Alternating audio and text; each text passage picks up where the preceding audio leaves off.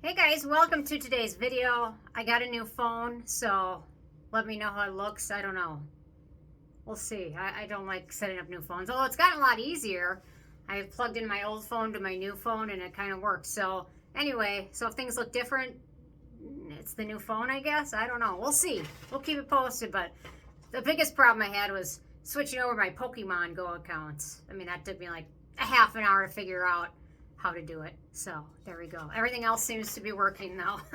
Priorities, right? I mean, I gotta Go Fest is coming up. I gotta play for that. So anyway, okay. So I got kind of a random thing, and I just kind of came across it on more an accident, but it's about gift cards, and a lot of these actually relate to Sephora gift cards in particular. And I guess this more of a warning because I've seen hundreds of posts of people that have gotten Sephora gift cards and they go to use them and there's no balance, or it's been spent, something like that. And apparently it's a huge issue, not just with Sephora, but with a lot of gift cards. So I've got some tips on how to prevent getting scammed on your gift cards. And apparently, so from some research, I found over 23% of people have been affected by gift card scams, and it costs consumers millions of dollars every year. So 23%, that's almost 1 in 4. So if you have a family of 4, odds are somebody in your family has been scammed by it.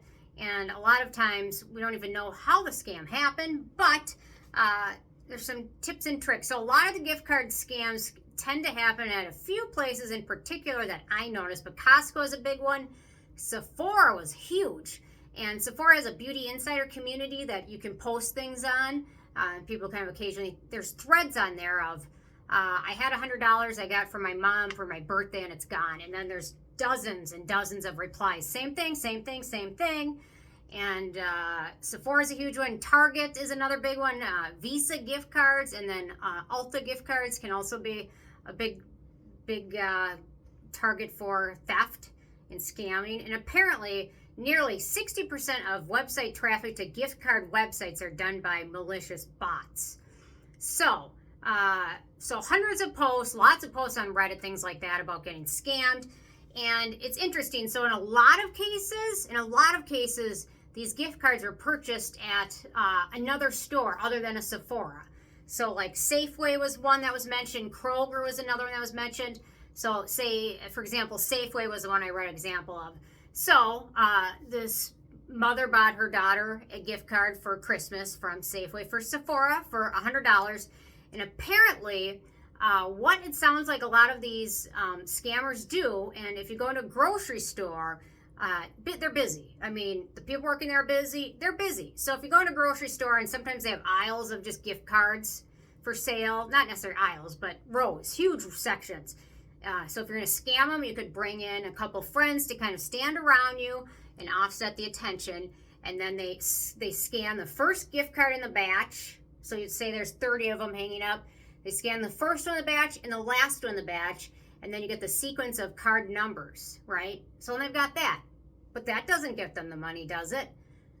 No, it doesn't. However, apparently there's also programs where these bots, I think some gift cards have four-digit code, PIN code, 5-digit PIN code. They use these bots to randomly generate these numbers and eventually hit a match where the gift card PIN number matches up, and then they just wait for it to be sold and activated. And then sometimes before that gift card is even given to somebody, it's wiped out. There's nothing there. It's gone.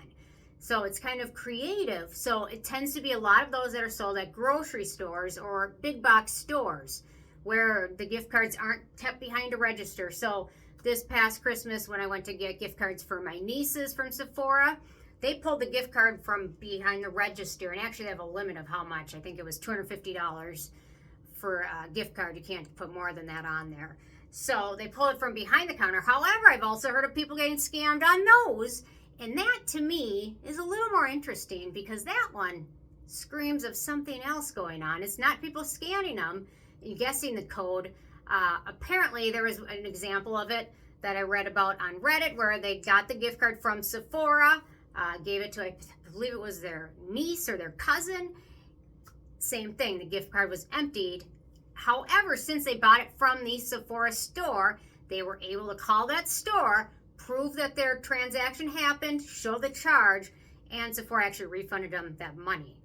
That was also interesting because that one sounds like they could go on their camera, security camera for that day, and check out and see what employees scanned that gift card. And to me, that one might be an inside job. That's kind of what it sounded like, especially the fact that Sephora checked it and then refunded them. To me, that's kind of what that seems like. I don't necessarily think that's where most of it's happening, but I think the grocery stores or Target, things like that, are probably the biggest one where anyone can go in and scan all these gift cards and then guess the pin. Or sometimes they'll even go into stores and then they'll kind of unpeel the pin and then seal it back up with something else, and then people don't notice it until they give it to them, and then they go to use it. But a lot of it sounds like it's bots guessing the security code. So the larger number the security code is, the more secure it is. It's interesting. I actually had my credit card just brute force hacked. Somebody just guessed the number, and they went with all these bots that can run numbers, ding, ding. It just eventually worked. That was nuts to me. I didn't even realize that was a thing, but 16-digit code is a lot harder to guess than a four-digit PIN. So that's kind of interesting. So I think your best bet is to buy it from the store that you're going to have the gift card for, and then use a credit card for it. And some Sephoras have also said, yes, we saw you charge this card. There's nothing we can do. You have to either call your bank to do like a, what do they call it, to claw it back, or have your bank override the charge. So that kind of gets to be messy. If you do it too often on too many credit cards, it cannot look like a good thing. I actually did this one time with a company that was supposed to deliver something. I believe it was shoes or something. And I don't think they ever even sent it, or it was lost. And they wouldn't give me my money back, so I did a charge back to claw it back on my credit card.